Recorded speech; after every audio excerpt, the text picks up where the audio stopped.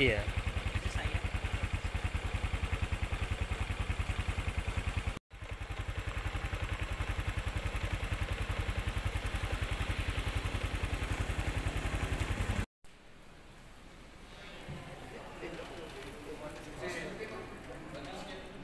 Abdul Rasid dari Kantor Wilayah Direktorat Jenderal Bea Cukai Khusus Kepulauan Riau.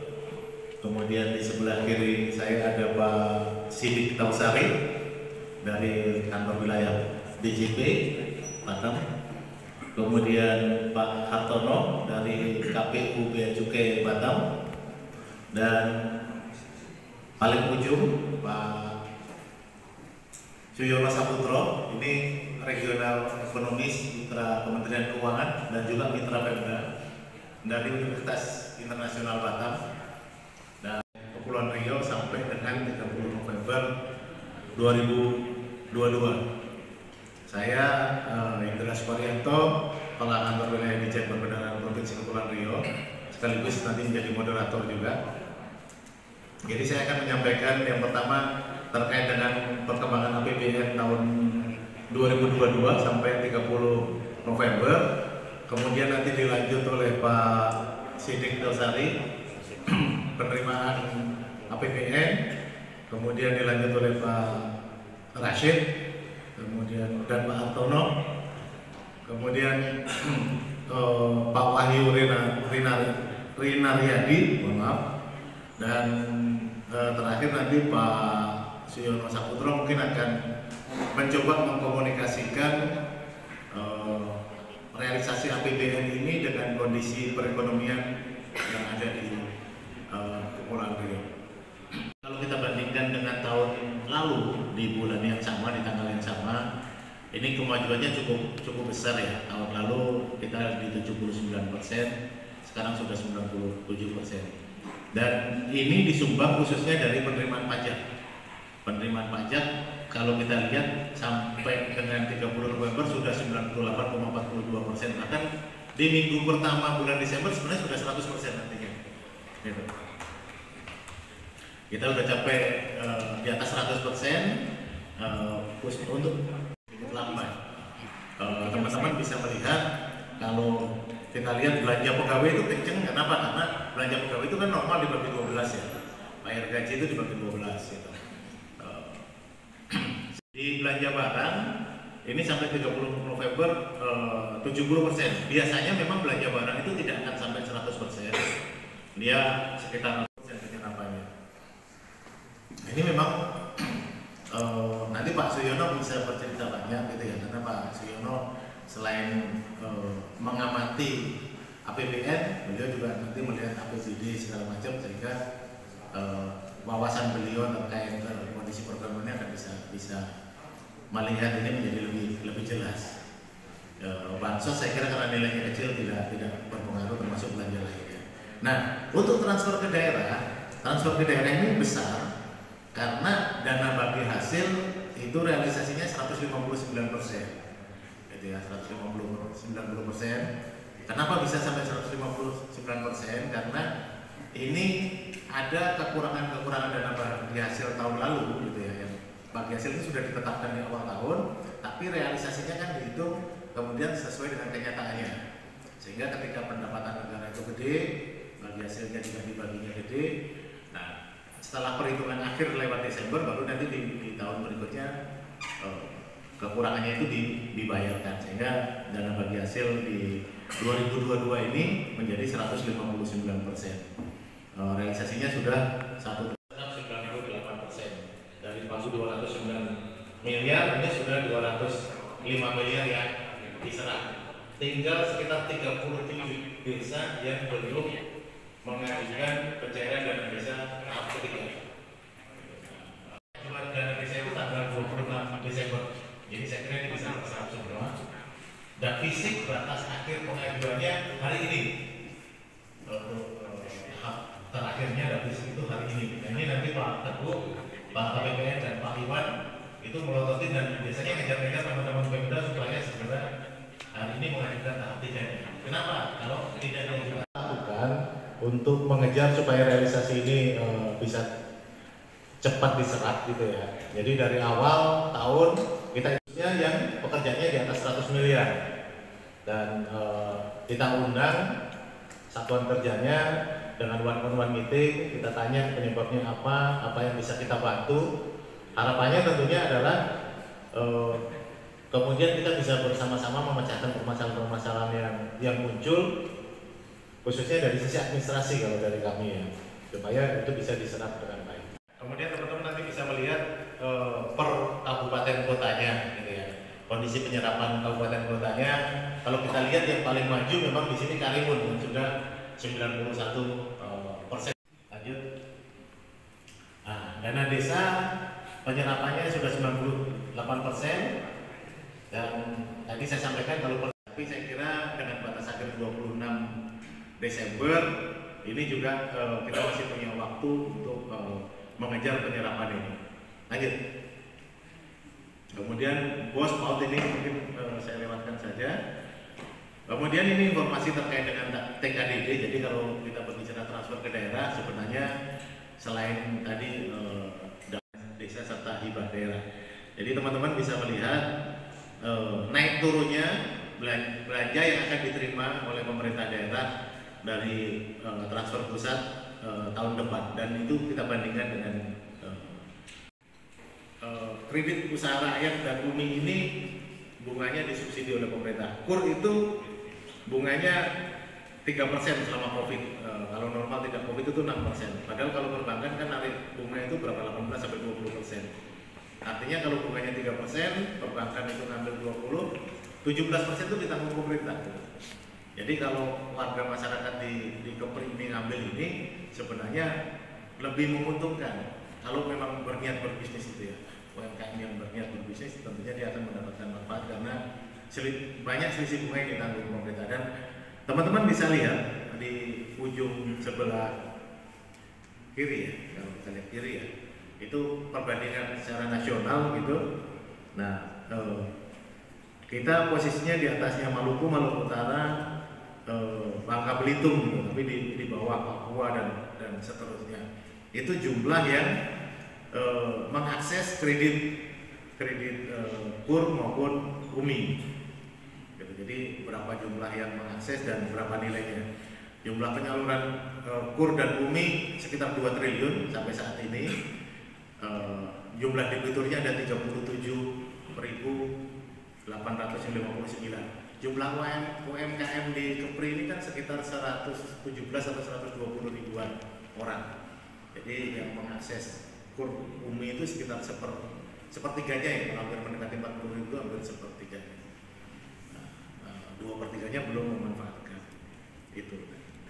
Nah, itu yang saya sampaikan dan secara bergilir akan diteruskan oleh Pak Sidik. Monggo Pak Sidik, silakan. 6 ya, sudah tercapai juga. Jadi pada prinsipnya apa? Sampai dengan akhir Desember ini, sampai dengan Desember, semua KPP di Kanwil DJP Kepri mencapai 100%.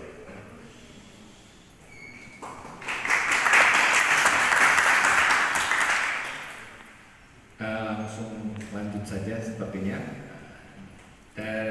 Di Kanwil Kepri ini ada 5 sektor dominan, di mana terlihat bahwa industri pengolahan itu memberikan kontribusi sebesar 39,97%, lalu diikuti oleh perdagangan besar dan eceran sebesar 13,53%, kemudian kegiatan jasa lainnya 11,89%, dan konstruksi 6,62%, serta administrasi pemerintah dan jaminan sosial wajib sebesar 6,58%. Dari sini terlihat bahwa untuk wilayah Kepri memang penerimaan DJP ditunjang oleh 5 ini, industri pengolahan dan perdagangan, terutama dari industri pengolahan dan perdagangan besar dan eceran. Dan terlihat juga bahwa administrasi pemerintahan juga menjadi sangat penting karena memberikan termasuk sebagai 5 sektor dominan. Dan untuk sektor lainnya, ini banyak sekali sektor lainnya, ada sekitar 21,40%.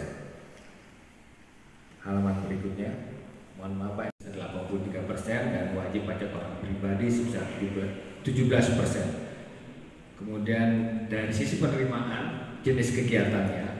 Di tahun 2022 ini ada PPS, pengungkapan secara sukarela, itu memberikan kontribusi besar 14,11%, di mana ini hanya terjadi di tahun 2022, sehingga untuk tahun 2023 ke depan hanya akan ada itu dari PPN, pengawasan pembayaran massa yang rutin, dan dari pengawasan kepatuhan material, yaitu yang PKN sebesar 6,50%. Jadi 107,16%, di mana dari perhitungan teman-teman di KPP, untuk KPP pertama Tanjung Pinang akan menutup di 126,93%, kemudian Batam Utara menutup di 124,08%, Madya Batam di 100,01%, kemudian Tanjung Balai Karimun 124,04%, Bintang 114,52%, dan Batam Selatan 119,40%.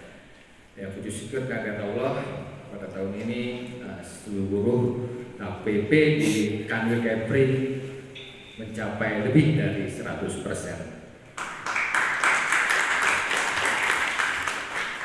Semua ini adalah hasil dari kerjasama yang baik, sinergi antara kami di Kementerian Keuangan satu, dan juga dengan tentunya dengan pemerintah daerah dan seluruh stakeholder di Kanwil Kepri, maksudnya di Kepulauan Kepri. Hari ini statusnya sudah berada di Kanwil Jawa Tengah, Pak, karena kemarin beliau melakukan pelantikan. Jadi mohon izin hari ini tidak sempat hadir karena masih ada di Jakarta. Nanti baru balik lagi ke Kepri untuk bertemu beliau dalam rangka kegiatan ALKO kita, laporan kegiatan ekonomi regional kita di Kepri. Kami Direktorat Tidak Bea dan Cukai khusus Kepulauan Riau merupakan salah satu keluarga dengan teman-teman Batam juga, tempat Pak Hartono. Itu menjadi satu keluarga di Kementerian Keuangan yang tadi sudah Pak Kanwil DJPB juga menyampaikan terkait dengan update kegiatan ekonomi kita, dan kami sebagai tim support untuk di Kanwil Kepri juga sedikit akan menyampaikan update kegiatan yang kami lakukan next terkait dengan penerimaan. Alhamdulillah Pak, sampai dengan di awal Desember kita sudah mencapai di 126%, dan insya Allah outlook di akhir tahun itu kurang lebih di 137% dari target yang diberikan. Dan Solo juga akan terjadi dengan teman-teman di Batam, nanti akan diupdate. Dari sisi nilai penerimaan memang cukup lumayan besar Pak. Dari total angka yang kita himpun itu kurang lebih sekitar ada di 4,5 triliun. Namun kami sering berbicara dengan teman-teman pajak di Kepri, angka ini ternyata masuknya tidak ke Kepri Pak, lagi-lagi kan ya pasti tiga. Jadi kemarin sempat bercanda beberapa waktu lalu kami bertemu dengan Pak Kanwil pajak juga, wah kalau gini semua enak nih katanya kerja pajak Kepri ini. Nah ini update memang terkait dengan penerimaan. Namun yang menjadi target bea dan cukai ada kurang lebih sekitar di angka 0,5 triliun. Kami juga selama 2022 juga sudah melakukan joint program, yang salah satunya adalah terkait dengan joint endorsement. Alhamdulillah sampai dengan November 2022 kita juga sudah mencapai angka yang signifikan, ya kan? Dan ini bisa terlihat dari angka yang ada, dan mudah-mudahan nanti di tahun 2023 juga terus kita bisa tingkatkan joint program kita, bukan hanya dari sisi penerimaan negara saja, tadi bagian juga dari sisi membangun ekonomi yang seperti Pak Kanwil tadi sampaikan. Pertamina ke Tanjung Uban bersama kita malah menyampaikan untuk diperluas kondisi ini, maksudnya tangki-tangkinya bisa diutilisasi lagi, dan juga akan membuat PLB yang sama di Merak dan di Arun, sehingga memungkinkan untuk kita pindahkan kegiatan yang selama ini ada di luar untuk bisa ke Indonesia. Dan ini akan lebih membuat kepastian pasok untuk kebutuhan energi. Kemudian juga teman-teman kita di Pertamina tidak mengeluarkan uang dalam jumlah langsung untuk stok yang banyak, Pak. Jadi barang yang masuk ke Tanjung Uban itu belum dikenakan pajak impor atau belum dikenakan bea masuk dan segalanya sebelum digunakan ke Indonesia, dan itu dapat disimpan kurang lebih sampai 3 tahun di situ. Nah, sehingga untuk kepastian pasok dan untuk penghematan penggunaan anggaran, terus juga kemudian untuk jaminan distribusi itu akan terselenggara di situ, atau bisa dipastikan pada teman-teman Pertamina terkait dengan 3 hal tersebut. Selain itu, next, seperti disampaikan Pak Kanwil tadi, Pak Indra juga bahwa itu pembinaan UKM, dan kita punya kurang lebih tadi disampaikan di atas hampir 200-an UKM, dan alhamdulillah Pak di dekat Kanwil kami di Tanjung Balai Karimun dan beberapa pulau sekitar, kita tetap memantau untuk kegiatan UKM, terutama untuk produk-produk asli yang ada di wilayah Kepri yang melakukan kegiatan ekspor atau penjualan ke luar negeri. Ini update kita untuk tahun 2001 dan 2022, devisa yang kita hasilkan seperti ini untuk ekspor, dan ini tercatat di dokumen pemberitahuan ekspor barangnya yang ada di kantor wilayah khusus DJBC Kepri. Sehingga data ini bisa kita ambil dari dokumen ekspor yang diberitahukan mereka pada saat menyampaikan penjualannya untuk ke luar negeri. Dan mudah-mudahan nanti ke depan kita juga menginginkan sinergi yang lebih intens lagi di antara kita keluarga Kementerian Keuangan, bagaimana kita fokus untuk membangun sektor real yang lebih banyak lagi. Dan kita juga tahu bahwa tahun depan juga mungkin akan seperti diberitakan, mungkin akan kondisi ekonomi akan cukup berat ya Pak Kanwil ya, akan cukup berat, sehingga berharap sektor real inilah yang akan menjaga atau menopang keseimbangan kegiatan ekonomi yang ada di dalam negeri, utamanya kita yang berada di wilayah Kepri. Next, selain kami juga berkegiatan terkait dengan joint program sesama keluarga di Kementerian Keuangan, kemudian juga kami bekerja sama juga dan sinergi terkait dengan pengembangan UKM. Kami juga salah satu tugasnya adalah melakukan pengawasan. Seperti kita ketahui, Kepri ini merupakan wilayah kegiatan ekonomi yang cukup tinggi, utamanya dengan kita berbatasan dengan Malaysia dan Singapura. Batasannya tidak terlalu jauh, bahkan jarak sepelemparan batu saja kita sudah bisa keluar negeri, tidak sampai 1 jam lebih. Jadi teman-teman Kepri kalau mau ke Malaysia dan Singapura jangan bilang keluar negeri, bilang saja ke tetangga sebelah. Nah kalau bilang keluar negeri harus izin ya Pak Indra ya. Karena memang lebih murah ke seberang daripada ke Jakarta ya Bu ya, tiketnya udah bisa PP bahkan 3 kali mungkin. Nah, tapi di sisi lain kami juga melakukan kegiatan pengawasan, dan alhamdulillah kita sejak tahun 2019, 20, 21, 22 sampai dengan November kita juga terus intens melakukan kegiatan, dan sebenarnya kegiatan ini kita lakukan untuk bagaimana semuanya bisa tercover atau bisa semuanya naik masuk kelas, sehingga nanti kegiatan-kegiatan ilegal yang berpotensi untuk loss penerimaan negara atau ketentuan larangan pembatasan yang dilanggar ini bisa semakin ke depan semakin berkurang. Ini kan harapannya seperti itu. Ya. Next, kita tahu bahwa komoditas hasil tembakau masih cukup mendominasi ya dari kegiatan penindakan yang kita lakukan, dan ini juga menjadi perhatian kita. Dan tadi juga sudah disampaikan terkait dengan dana bagi hasil, dan kemarin juga beberapa waktu lalu kita rapat bersama teman-teman provinsi terkait dana bagi hasil cukai yang memang saat ini cukup kecil, namun kita juga mengingatkan ternyata untuk datanya di depan Pak Kanwil atau teman-teman DJPB, dan itu bisa disosialisasikan kepada teman-teman provinsi bahwa kita juga bisa memanfaatkan bukan hanya dana bagi hasil cukai rokok, tapi juga dana bagi hasil terkait dengan pajak rokok. Karena hasil tembakau ini mau tidak mau bukan bercerita tentang target penerimaan, tapi juga bagaimana kita bisa mampu mengawasi agar peredaran rokok yang tidak, atau peredaran tembakau yang tidak sesuai ketentuan, atau dalam hal ini tidak membayar cukai bisa ditekan seminimal mungkin. Next. Lalu memberikan langkah-langkah strategis yang bisa kita lakukan untuk meningkatkan penerimaan pajak pada negara.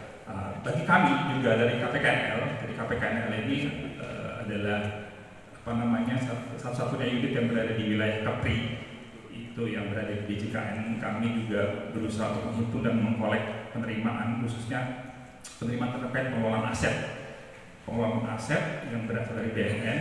Kemudian juga ada penerimaan yang berasal dari pengurusan utang negara, dan kemudian ada juga penerimaan yang berasal dari pelaksanaan penjualan melalui lelang.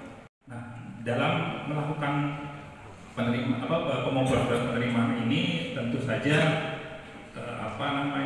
yang bisa kami laporkan itu sampai dengan per 30 November itu tadi dalam paparannya Pak Kanil sudah dijelaskan ada penerimaan terhadap PNBP ataupun BMN dan hibah. Nah, yang kami lakukan adalah berusaha untuk mempertajam apa yang sudah dilakukan oleh Kanil di JPB, bahwa dalam PNBP aset ini yang sampai dengan 30 November itu kami sudah sekedar juga untuk informasi bahwa kami dalam melakukan pengumpulan penerimaan ini per November ini sudah mencapai lebih dari 120% semua atas pengelolaan aset, piutang dan lelang, sehingga dengan harapan nanti proyeksi sampai dengan Desember, di 31 Desember 2022 itu bisa kita capai sampai dengan lebih dari 130% atas targetnya. Nah, untuk PNBP aset sendiri kami sudah membukukan 225.701.601.804. Itu terdiri dari penerimaan aset atas pemanfaatan, kemudian pemindah tanganan melalui lelang maupun pendapatan BLU lainnya. Yang tumbuh bagus, nanti harapannya adalah teman-teman pajak, bea cukai gitu, karena kalau kita lihat ada di Kepri ini kan yang dominan adalah industri pengolahan yang utama gitu. Artinya pergerakan ekonomi yang bagus berarti nanti membuat teman-teman di DJP dan bea cukai akan melihat bahwa target penerimaan akan tercapai. Dan di sisi lain kami juga di perbendaharaan terus berusaha mendorong belanja, karena walaupun dia bukan dari 3 besar ya, kalau belanja pemerintah itu bukan dari 3 besar pendorong PDRB, tapi dalam keadaan ekonomi yang lesu biasanya belanja pemerintah itu akan menjadi tonggak atau trigger untuk multiplier efek pergerakan ekonominya. Jadi ini yang kita dorong terus supaya baik dari belanja dan penerimaan itu kita bisa sejalan untuk menggerakkan pertumbuhan ekonomi. Kemudian terkait dengan UMKM tadi sudah dijelaskan dengan bea cukai, pajak. Ini yang sedang kita bangun sinergi sebenarnya, bagaimana apa yang dilakukan teman-teman bea cukai, kemudian teman-teman pajak, kemudian kita fasilitasi juga gitu ya. Tadi KUR, UMI dan KPKN terkait dengan tadi marketplace-nya, dan sebenarnya tahun depan kami punya ada dana yang mungkin disiapkan untuk membangun rumah UMI gitu ya. Mungkin kita cari lahan ya, kita sedang diskusi juga cari lahannya, apakah nanti KPKN yang memfasilitasi atau ada pajak yang punya lahan kosong, itu yang akan kita bangun rumah UMI untuk memfasilitasi UMKM supaya misalnya bisa buka tempat-tempat untuk makan, misalnya seperti itu. Dan wartawan pun kayaknya jangan-jangan bingung nih Pak Indra, banyak sekali materi yang bisa dia bahas untuk stok berita sampai minggu depan ini kayaknya. Baik, tadi dari pertumbuhan ekonomi Kepri cukup fluktuatif dan tahun ini memang sedikit lebih baik ya, sampai dengan triwulan 3 2022 di 5,03%, dan dibandingkan triwulan yang lalu memang lebih baik ya di 5,01%. Walaupun secara quarter to quarter naiknya sedikit, tapi secara year on year kita naiknya cukup signifikan. Next. Nah, di sini kita melihat tadi juga di sini dari pencapaian-pencapaian tadi yang sudah dipaparkan, andalan kita masih di industri pengolahan, dan kita tulang punggung ekonomi memang tidak bergeser dari 4 besar ya, dari industri pengolahan, konstruksi, perdagangan besar, reparasi, kemudian dari akomodasi dan lain-lain. Itu semua merupakan sektor basis kalau istilahnya di makro, sektor basis yang memang sangat berpengaruh signifikan ketika terjadi gejolak atau terjadi kondisi-kondisi yang luar biasa terhadap sektor tersebut. Nah, sehingga kenapa kita selama COVID kemarin kita masih bisa tetap mempertahankan pertumbuhan relatif lebih baik, karena industri pengolahan kita itu masih bisa beroperasi dan masih bisa mempekerjakan para buruhnya, sehingga masih terjadi perputaran ekonomi. Berbeda dengan kondisi di beberapa wilayah lain yang memang ditutup dan tidak beroperasi. Terutama kalau kita bandingkan di Malaysia dan Cina yang memang ketika selama COVID mereka menerapkan kebijakan lockdown yang itu sama sekali tidak boleh ada aktivitas sehingga ekonominya. Tapi khusus untuk kita, kebijakan dari pemerintah, pabrik-pabrik masih boleh beroperasi sehingga industri pengolahan sampai hari ini itu masih terus berputar. Kemudian dari sisi pengeluaran, nah ini juga sudah disinggung. Ya. Kita lihat penopang terbesar pasti dikonsumsi rumah tangga. Sementara konsumsi pemerintah itu tumbuhnya malah negatif. Nah ini menarik, kenapa? Karena kita tadi kita melihat kontribusi pusat terhadap daerah, terutama Kepri dalam bentuk dana transfer tadi sudah dijelaskan, itu juga nggak kecil dan juga nggak turun. Tapi ternyata realisasinya dilakukan sesuai harapannya. Tadi ada banyak sampai akhir tahun itu diperkirakan 5 negara tujuan ekspor masih dikuasai oleh Singapura, Malaysia, Cina, Amerika, Malaysia dan beberapa negara-negara mitra dagang yang lain. Next. Nah, ini satu hal yang memang harus diperhatikan. Ya. Tingkat pengangguran terbuka di Pulau Riau sempat diberitakan ya beberapa waktu lalu yang tertinggi di Indonesia. Ya, nilainya waktu 2021 itu sampai dengan 10%, walaupun di Agustus turun menjadi 9% dan di 2022 ini turunnya cukup baik di 8%. Namun tetap itu masih dalam kategori yang tinggi. Nah, ini juga harus menjadi perhatian dari pemerintah daerah untuk mengoptimalkan program pembangunan di daerah, bagaimana upaya pengangguran ini bisa diatasi dengan menciptakan lapangan kerja. Lapangan kerja itu cipta hanya satu melalui investasi yang masuk dan menggalakkan kewirausahaan. Dan tadi juga disinggung bagaimana menggalakkan atau memberdayakan usaha kecil dan menengah.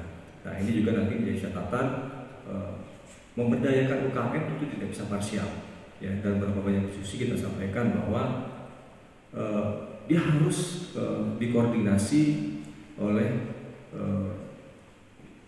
dari semua lintas kementerian, karena semua kementerian dan BUMN itu punya program sendiri. Mereka punya capaian kinerja sendiri tentang pemberdayaan UKM. Sehingga kalau itu tidak disinergikan, itu maka dia akan malah tidak akan memberikan dampak apapun. Nah, kita bersyukur ternyata Kemenkeu 1 di Kepri sudah mulai menjajaki untuk bersinergi dalam pemberdayaan UKM. Kita tunggu implementasinya seperti apa. Kita berharap dari semua budget di Kanwil Bea Cukai, pajak, di Perben, digabungkan jadi satu dan dibuatkan sebuah program yang betul-betul tepat sasaran dan implementatif sehingga target pengembangan UKM-nya bisa tercapai secara optimal. Kita lihat di sini tingkat pengangguran dari berdasarkan pendidikan itu ternyata di Kepri didominasi oleh mencari penghidupan yang lebih baik di sini. Hanya saja apakah lapangan kerjanya memang tersedia dan apakah pendatang-pendatang itu datang dengan skill yang disesuaikan yang memang ada di sini. Nah itu nanti akan tentu bisa dilihat di lapangan. Kalau dia tidak punya skill, tidak sesuai, tidak matching dengan kebutuhan pasar kerja, maka dia akan menjadi beban daerah. Kembali lagi dan diskusi kami dengan Pak Indra, link and match-nya seperti apa antara baik lulusan sekolah dan perguruan tinggi yang ada di Kepri dengan pasar kerja yang tersedia, seberapa jauh dia bisa selaras sehingga kebutuhan tenaga kerja itu bisa diserap oleh angkatan kerja lokal. Di sini kita lihat dari lulusan diploma dan perguruan tinggi itu sekitar 10.000. Kalau awal hari ini mungkin di angka 20 sampai 25.000 orang. Dan itu tentu setiap tahun akan meningkat terus. Nah ini tantangan bagi daerah bagaimana membaca data statistik ini dengan mengoptimalkan program yang lebih tepat sasaran. Tentu ketika pemerintah memberikan privilege pada beberapa wilayah pedagang bebas dan kawasan ekonomi khusus dengan tidak memungut pajak PPNBM dan PPN, tentu in return pemerintah itu berharap ada peningkatan dari PPH, dan itu ternyata terbukti penerimaan PPH sangat besar. Nah, tentu itu yang dikejar oleh pemerintah. Saya melihat isu strategis pertama dari konektivitas antar wilayah, ya itu tentu harus diperbaiki oleh pemerintah provinsi dan pemerintah daerah tentunya, sehingga mobilitas barang dan orang antar wilayah di Kepri ini bisa lebih baik. Infrastruktur juga menjadi perhatian. Dan pemberitaan kita melihat bagaimana keresahan para kepala daerah di Lingga, di Karimun, ya, di Anambas, Natuna. Bagaimana sih kita bisa memajukan wilayah ini? Kalau apalagi kalau melihat Batam yang semakin maju, yang semakin cantik, misalnya dengan infrastruktur yang semakin diperbaiki. Bagaimana bisa paling nggak mereplikasi pola pembangunan yang ada di Batam di daerah-daerah hinterland di Provinsi Kepri.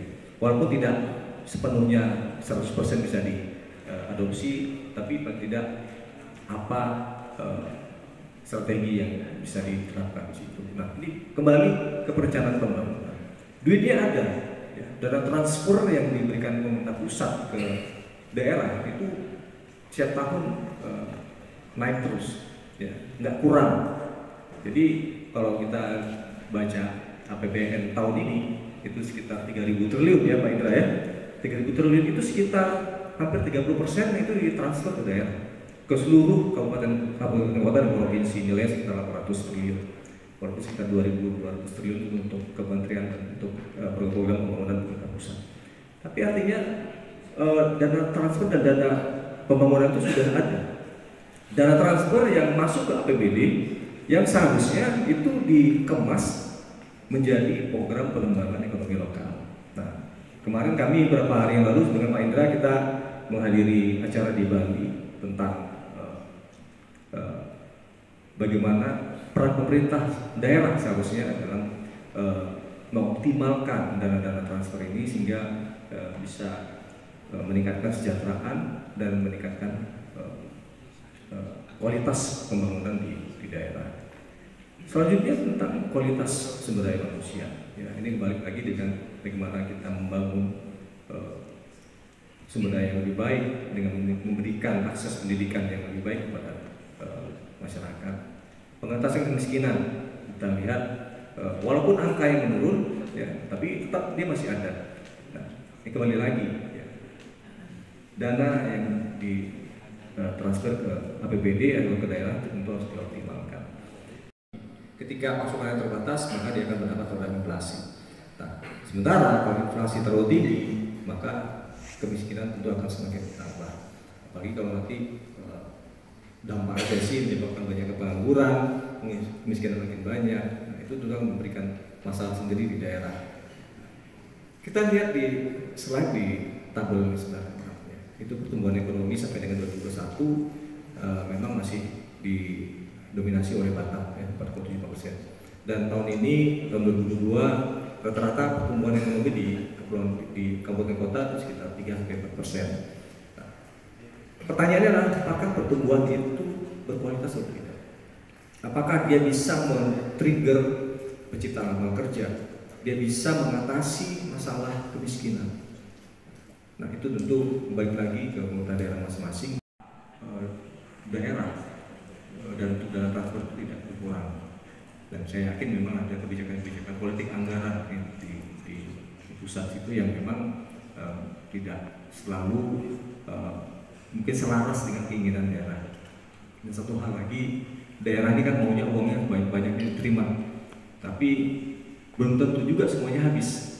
Apalagi daerah-daerah yang hinterland yang memang banyak sekali keterbatasan yang ketika dapat dana besar kaget dan mungkin mereka juga nggak bisa optimal dalam mengelola anggaran. Nah, ini yang tentu mungkin nanti tim dari Kemenkyu pada saat penyusunan anggaran dengan daerah bisa lebih ditingkatkan, mungkin bisa didampingi, mungkin bisa disupervisi, sehingga kita tentunya berharap seluruh baik dana pusat yang ditransfer maupun dana yang diperoleh dari PAD, dari pajak-pajak daerah, itu semua bisa memberikan dampak yang positif bagi pengentasan masalah-masalah yang ada di daerah, dan tentu akan meningkatkan daya saing Kepulauan Riau seharusnya, karena kita memang berada di wilayah persimpangan, wilayah yang strategis, yang tentu kita berharap di kedepannya Kepri bisa semakin baik sebagai destinasi investasi dan sebagai tempat pendatang untuk mencari penghidupan yang baru. Saya pikir apalagi kalau ini di pemerintah daerah, ada kecenderungan mereka itu nunggu penetapan siapa KPA-nya dulu. Kami sudah berbicara baik dengan Pak Suyono dan teman-teman Pemda juga, dengan Kepala Biro Administrasi Pembangunan. Sebenarnya kan Presiden itu mendorong kalau DIPA itu diserahkan di akhir tahun ini, sebenarnya pralelang itu sudah bisa dilakukan. Bukan lelangnya yang dilakukan, tapi persiapan administrasi itu sudah bisa dilakukan. Kita sudah tahu kok terima proyek itu Pak punya nilainya berapa. Nah, itu sudah mulai disiapkan lelangnya. Sehingga nanti di awal tahun itu lelang sudah bisa dilakukan. Gitu ya.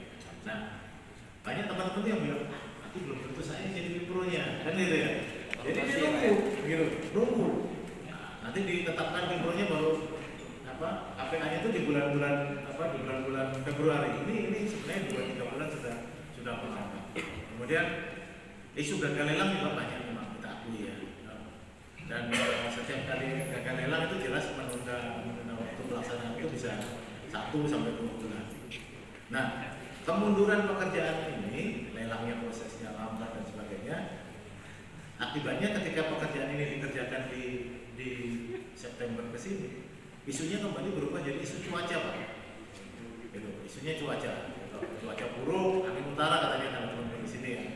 Itu barang-barang, misalnya kalau proyek itu di Anambas, di Natuna, itu kan harus diangkut ya dari. Untuk wilayah Kepulauan Riau ini bisa dikatakan bahwa kita itu tidak punya kemewahan dari harga komoditas.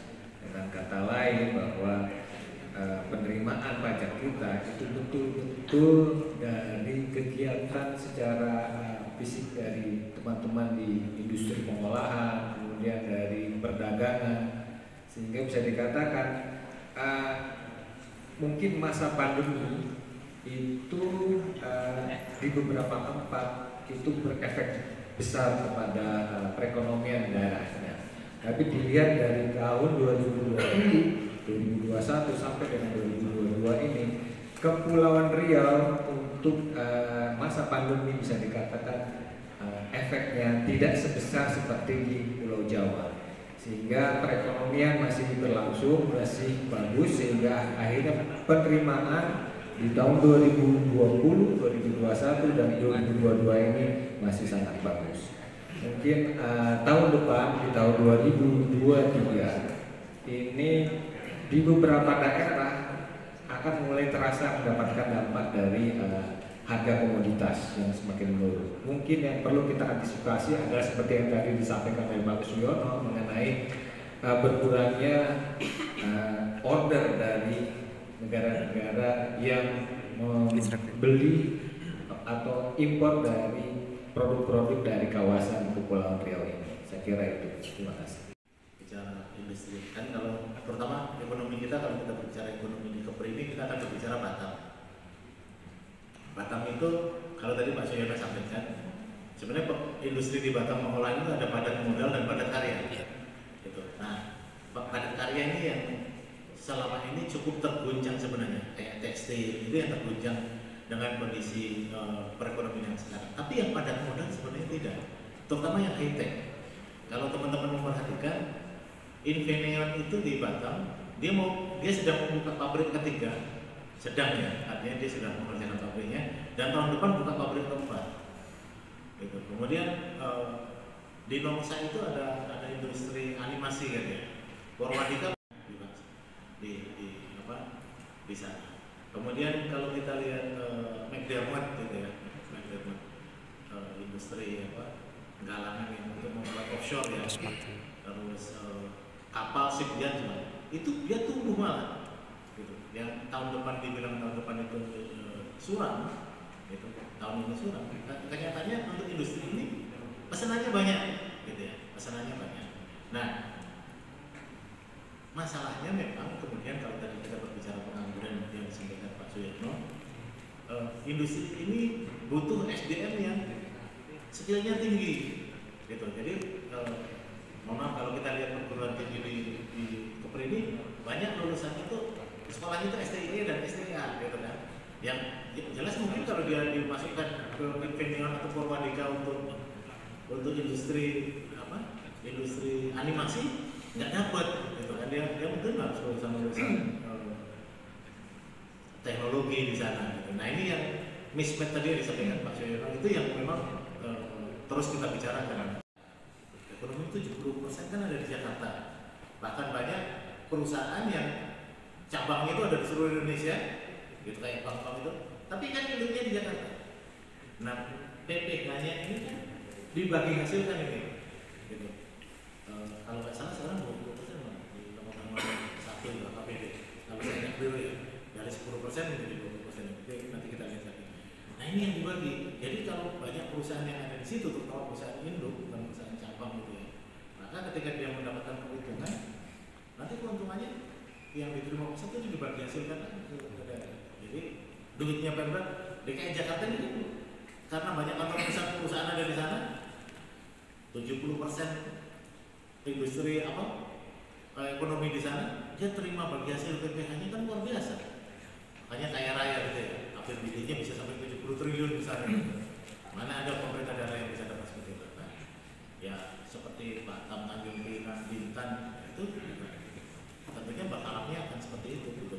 Dia mengundang investornya kemudian buka perusahaan di sini, dia berkembang, menghasilkan keuntungan, pajaknya juga biasanya masuk di sini. Gitu ya. Terutama di daerah perbatasan Pak, seperti Natuna dan Anambas. Kan kita tahu itu kan dua daerah penghasil migas di Kepri, ya, terutama di Indonesia. Sejauh mana PN sudah maksimal untuk pembangunan di dua daerah itu? Lebih besar daripada swastanya, gitu ya. Tapi kalau kita lihat Batam itu bisa hidup tanpa APBN, gitu. Kenapa? Karena swastanya tumbuh dengan baik, gitu kan. Jadi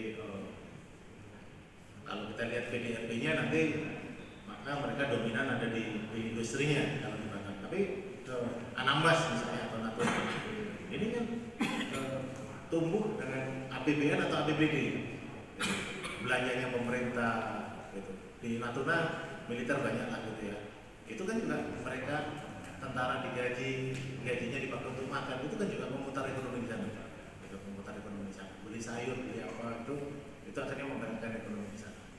Nah, kemudian untuk misalnya kalau di sekitar Natuna dan Anambas ini kan minyak dan gas ya, gas terutama di sana banyak. Coba slide-nya ditunjukkan. Hasilnya juga Natuna dan Anambas itu naik tuh. Kalau kita lihat ya, Natuna dan Anambas, teman-teman bisa lihat itu. Artinya sebenarnya kan kalau kita lihat dengan Undang-Undang Nomor 1 kita baca dalam itu ya. Bagi hasil itu sebenarnya meningkat misinya. Kenapa? Cukai hasil tembakau yang tadinya 2% sekarang menjadi 3% yang dibagi hasil PPN. Artinya kan mestinya naik. PBB yang tadinya 90% sekarang 100% diberikan. Mestinya naik. Nah cuma memang kan dasar perhitungannya kalau dulu itu di tahun bersangkutan berjalan, sekarang ditarik ke H-1 atau T-1. Jadi untuk pemberian bagi hasil 2023 dasarnya adalah capaian di 2022. Itu juga sebenarnya untuk memberi kepastian supaya angkanya berapa sih, gitu ya. Ya syukur kalau kita lihat 2022 di slide itu biasanya itu target dengan capaian tinggian capaian, gitu. Tapi kalau target tidak tercapai, itu kan pemerintah daerah bisa pontang-panting menyelesaikan APBD-nya nanti. Nah, gitu ya. Itu ada resiko. Nah, dengan T-1 otomatis kan angka di 2022 itu sudah berkoalisi. Ketika dibawa ke 2023 ada kepastian dalam pembayaran bagi hasilnya misalnya seperti itu. Pertengahan Agustus 2022 itu sudah diberikan izin operasional untuk pusat logistik berikat pengelolaan energi yang saat ini dikelola oleh teman-teman Pertamina melalui PT PTK. Nah, terkait tadi ditanyakan, memang sampai dengan awal Desember ini sudah ada kurang lebih hampir 3,8 juta barrel ya, berarti ada penerimaan negara tadi di slide sudah ada. Slide nomor 4 kalau tidak salah yang saya sampaikan itu penerimaan negaranya di angka sekitar hampir 600 miliar lebih untuk penerimaan negaranya. Namun yang kita lihat bukan hanya dari sisi penerimaan negara, dari sisi ketahanan energi. Mungkin kita nggak lihat di sini adanya orang antri di katakanlah di SPBU, tidak ada orang antri. Yang tadinya kita punya ketahanan energi 3 sampai 5 hari. Sekarang kita punya cadangan untuk ketahanan energi lebih panjang, hampir 2 minggu, sehingga tidak boleh dibilang tidak ada kelangkaan BBM. Nah, karena apa? Kelangkaan BBM itu akan berimbas kepada apa? Pergerakan ekonomi akan melambat. Kenapa? Karena truknya antri di SPBU. Dia belum bisa cari uang, dia belum bisa angkut barang. Kenapa? Karena masih antri BBM. Sehingga efek dominonya yang kita akan lihat, bukan hanya melihat dari sisi berapa besar sih penerimaan negaranya, atau ngapain sih kita bantu, katakanlah itu kan perusahaan Pak, itu Pertamina, katakanlah gitu, mereka juga bisa cari sendiri model-model usaha, tidak. Jadi memang dalam membangun negara ini ya kita harus sinergi dalam artian ini, tidak hanya satu sisi yang kita lihat. Efek domino apa sih yang berpengaruh terhadap satu proses decision atau keputusan yang kita buat? Itu akan interaksi seperti itu.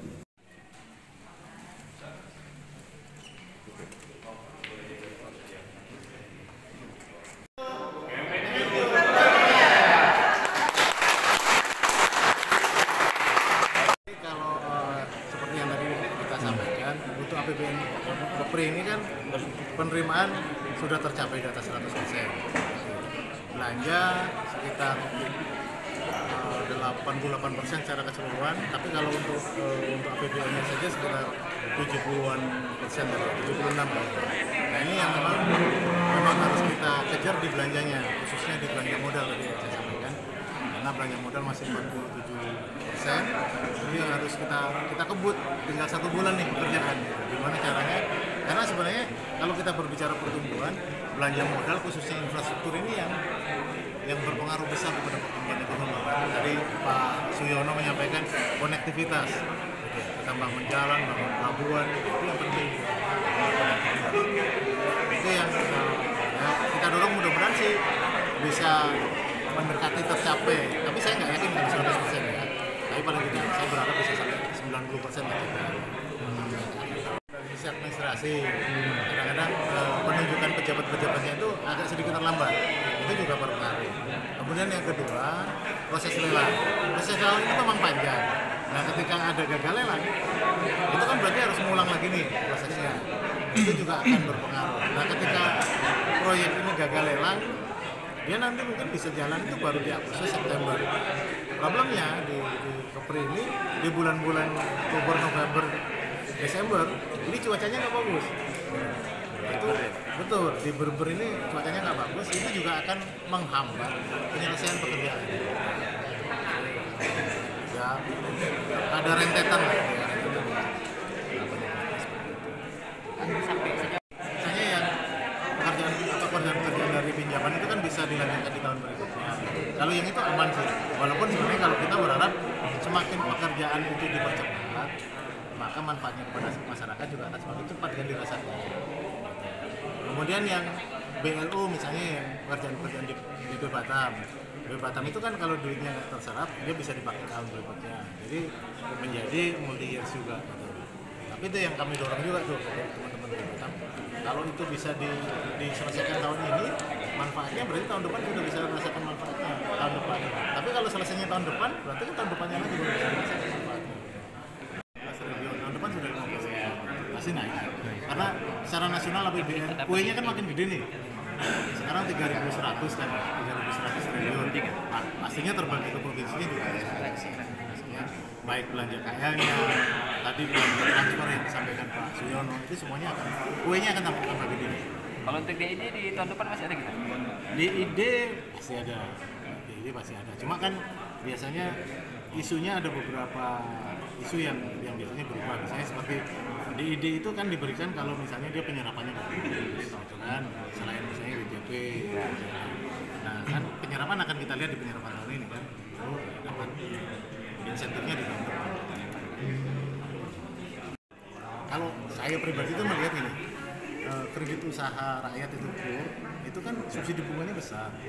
Jadi kalau kita minjem usaha gitu dengan subsidi 17%-an gitu, kita cuma bayar 3%, itu kan kalau kita berbisnis mestinya kita mendapatkan keuntungan ya, keuntungan komparatif lah. Bisnis itu misalnya kita untung berapa, 20% lah misalnya. Tapi dengan kreditnya murah kan berarti kan keuntungan yang bisa dibawa pulang kan jadi makin banyak. Gitu kan. Makanya kalau masyarakat itu tidak mau mengakses itu, kalau misalnya emangnya sayang gitu kan ya, nanti akan diambil oleh provinsi-provinsi lain gitu kan, orang Sumatera Barat, orang Aceh yang hobi dagang gitu, dia akan lebih banyak. Kendalanya apa? Ya kalau kendala lebih banyak ke culture ya, kultural. Misalnya kalau saya pernah dengar orang Melayu itu tidak suka berhutang. Saya nggak ngerti benar atau enggak gitu ya. Orang Melayu itu tidak suka bangun tidur kok mikirin utang gitu. Jadi akhirnya ya dia berbisnis dengan modal yang ada. Persyaratan mungkin nggak ribet? Persyaratan untuk modal untuk yang misalnya yang sampai dengan 50 juta itu kan hanya disyaratkan jaminan dari bisnisnya saja. Tapi kalau di atas 100 juta ya dia harus punya jaminan tak sertifikat.